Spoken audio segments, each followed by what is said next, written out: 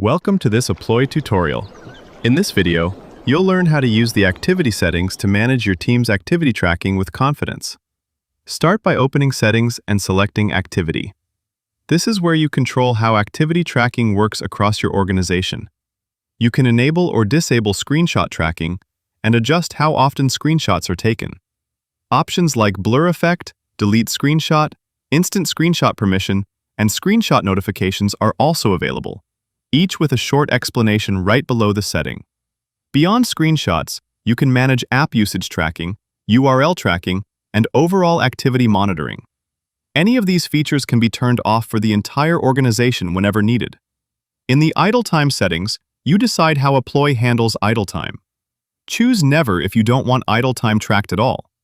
Select Don't Ask Member for silent idle time tracking. Or pick Ask Member if you want employees to decide when to keep or discard idle time. You can also specify the idle time detection period to suit your workflow. If you need more precise control, individual member settings allow you to enable or disable screenshots, blur, notifications, activity tracking, apps, and URLs for specific people. For example, you can record screenshots for everyone except a few selected members.